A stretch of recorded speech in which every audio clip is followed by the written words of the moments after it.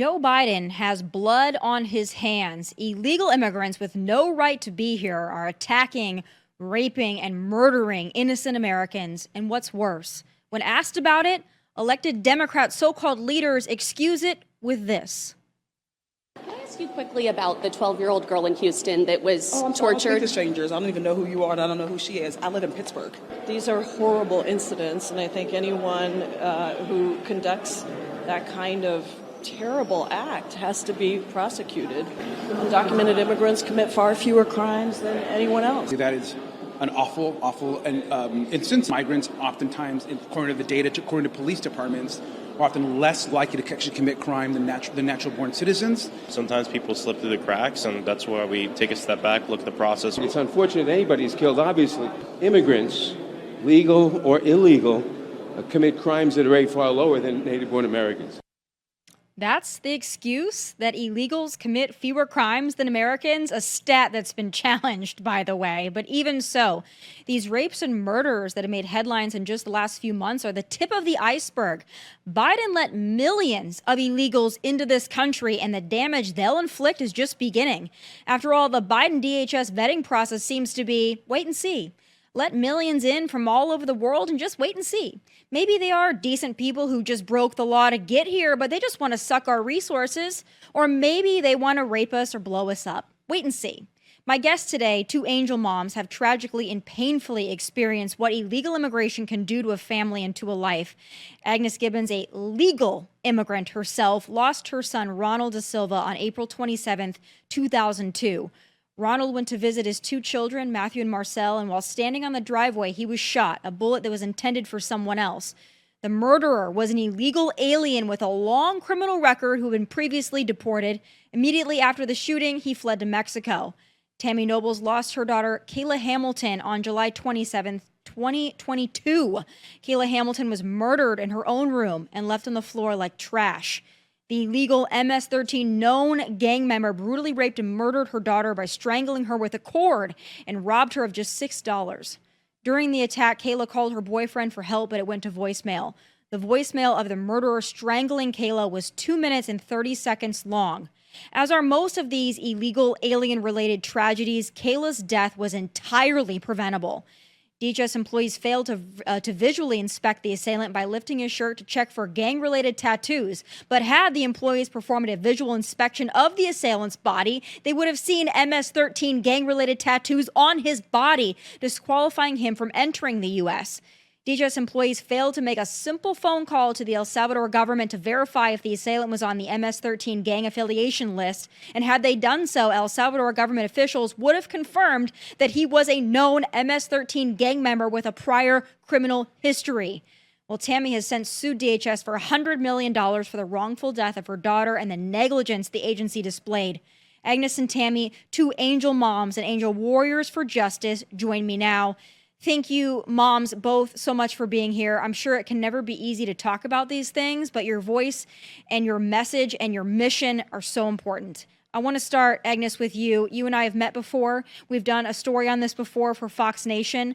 I know it's been quite some time since you lost your son, but I can't imagine it's any easier. I want to talk to you about what happened to Ronald. I read just a brief kind of history of what happened to him, but he's due to be released in less than 3 years. You've got to talk to me about that one.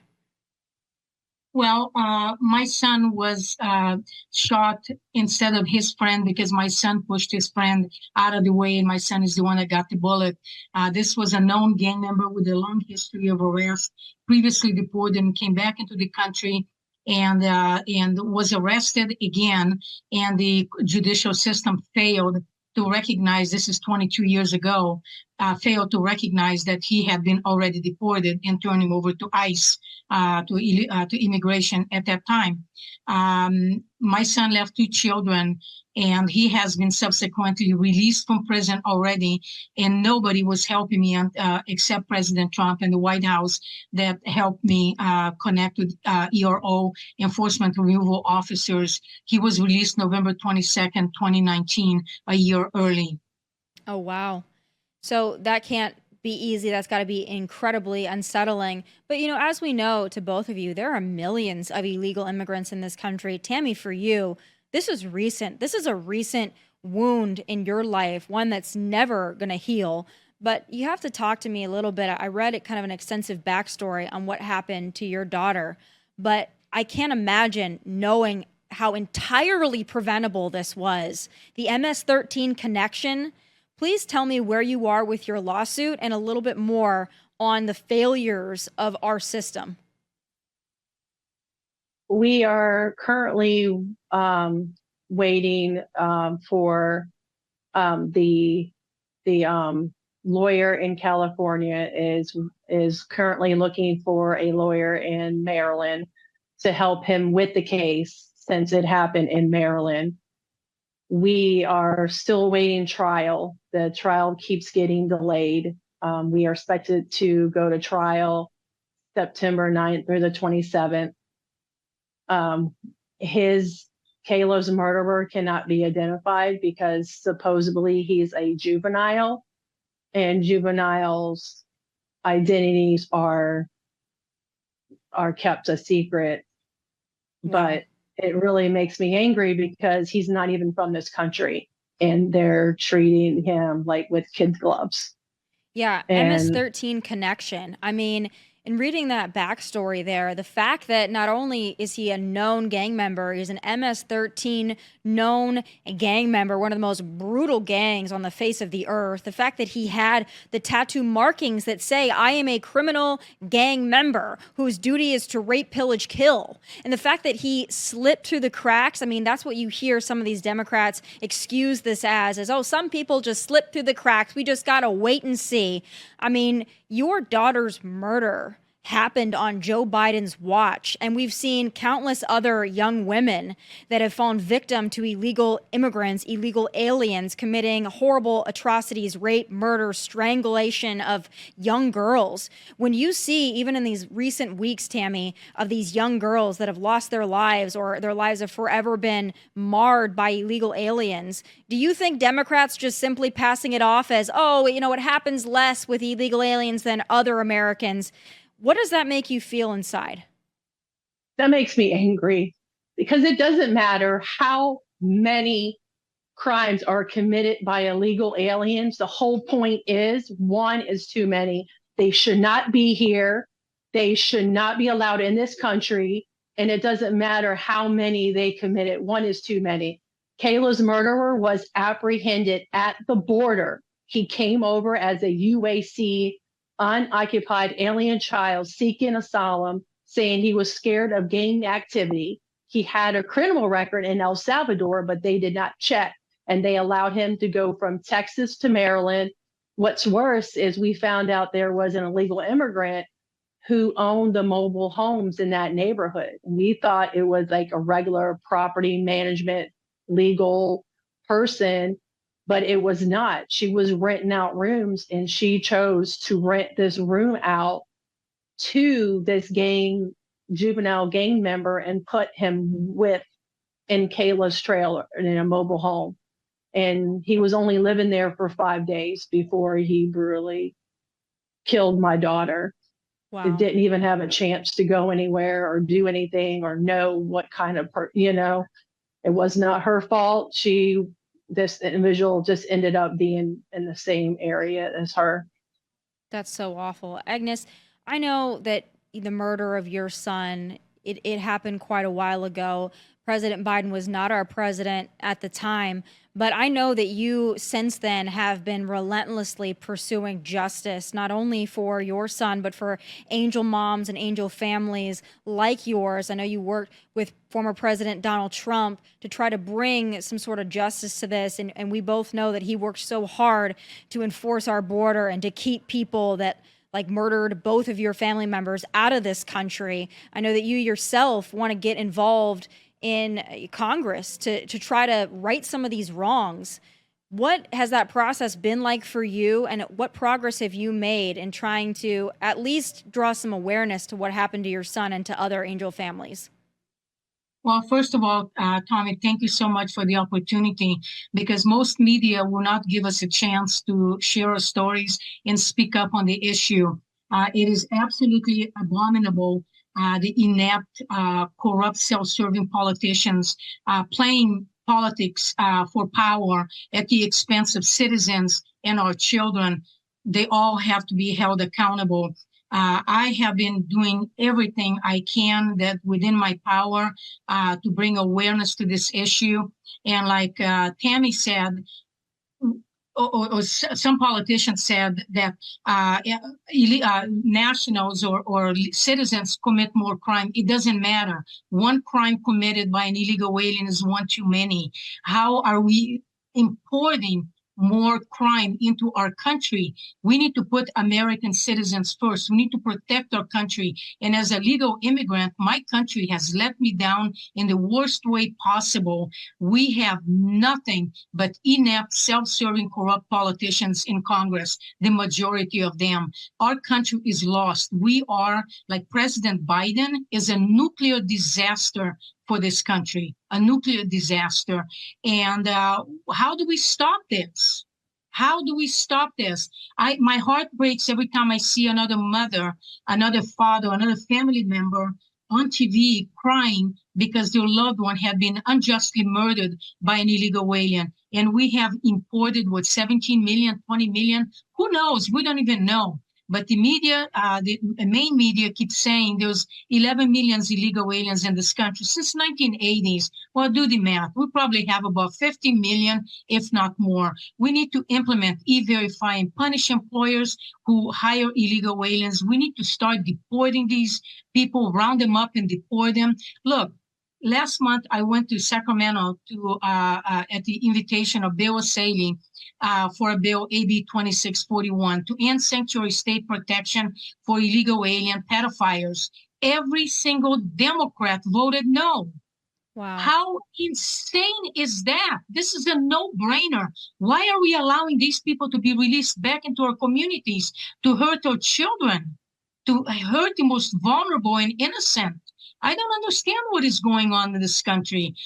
As a legal immigrant, I swore allegiance to United States of America, not to United States Socialist of America, which is what we are becoming.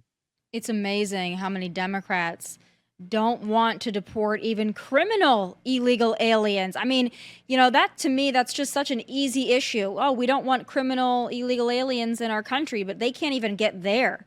Tammy, in the last few weeks, the last few months, we've had several high-profile murders of young women that have garnered some national media attention, while some networks choose not to carry it. There has been questions to some of the Biden officials about what happened to these young girls, and there has been a reluctance or even complete avoidance of actually saying their names. DHS Secretary Mayorkas would not say Rachel Morin, the woman who is a mother of 5 murdered in Maryland. And we know infamously at the State of the Union when it comes to Laken Riley, President Joe Biden couldn't say her name correctly, didn't really want to address the issue. He shouted about it. But when you hear these politicians who purposely avoid saying the names of the victims, how does that make you feel? It makes me angry because the Biden administration did not say Kayla's name. I went to Congress several times, and the Democrats wouldn't even look at Kayla's picture, wouldn't, look at her videos and the stuff. They wouldn't even say her name. And I even went to the impeachment of Mayorkas, and of course, he did not show up. He was not there. It makes me so angry, and I'm so tired of some of the people talking about this stupid bipartisan deal. Like letting in 5,000 instead of 10,000, that deal's crap. Like that's not going to help. What we need to do is close down the border, vet and background check every illegal immigrant that's in here, deport them, like she said. And also we need to make sure that, that we close the border, and they need to check every illegal immigrant in there and not just let them in. I mean, they broke the law. They broke the law by coming here. And like I said, it's not about immigration, because the ones that come here legally, they have to wait so long to become legal. Why is that? And they don't even get the same resources as the legal immigrants. Right. And we don't even know how many UACs are out there because they weren't checking and they lost them. Congressman Jim Jordan is trying to get the files from Health and Human Services to figure out where all these UACs are. They have not cooperated, so they don't know what their next step is going to be. And we don't even know how many of them is just like Kayla's murderer. Yeah, we don't know. And a lot of them are actually not minors at all, but they can pass for minors and they don't have identification. A lot of them toss out any identification they have when they come across our border, which, Agnes, I want to talk to you about this since you are a legal immigrant who did it the right way. When you see these millions of people coming across our border illegally and they use the guise of asylum to do it and they abuse the asylum system, how does that make you feel as somebody who did it the right way? I am very angry because my family escaped Hungary, my parents, my brother, myself, after the Soviet Union invaded our country. We went to a real refugee camp for 10 months where my baby brother died because they wouldn't let my mother go out to take him to a hospital. When I see these people come here for asylum, it's just a lie. It's just an English word that they've learned to put a foot in our country. These people will never respect this country. They haven't before, and they're not going to now. They're bringing their uneducated, corrupt ways into our country because, let's face it, if they really cared about their own country, they would stay and fight for their own country. They only come in here because they get all the freebies. They get free housing, free medical, free hospital. You try to go to the ER at 3 o'clock in the morning, like I did several months ago with a kidney stone. I had to wait almost 5 hours to watch all these illegal aliens going through before me. It's insane. And you know, Tammy, I want to show you this picture. No parent wants to have less picture with their child like this. No parent wants to have a last picture like this. And what separates me and my son, it's not a fence, it's not a border wall, it's 6 feet of dirt and a coffin, thanks to the corrupt, inept politicians that are running our country. And I can't imagine the pain that you both must feel knowing that this was entirely preventable.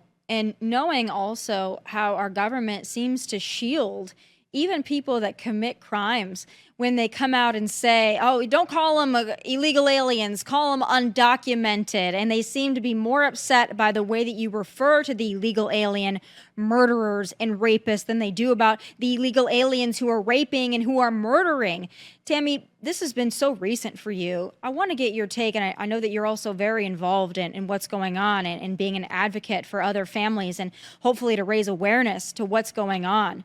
When you look at the other young women in this country who go out for runs in the morning or they go on hikes or, you know, they're out about town, what do you tell other mothers to look out for? Or what do you say to them and to other young women out there that are so vulnerable right now, just like your daughter? I would say, please pay attention to your surroundings. You're going to have someone with you at all times because it seems like you can't go running. Heck, you can't even sleep in your own bed because Kayla was murdered in her own bed. Like, what are we supposed to do? Our safety is not being put first. Our safety is being compromised by these illegal immigrants who broke the law.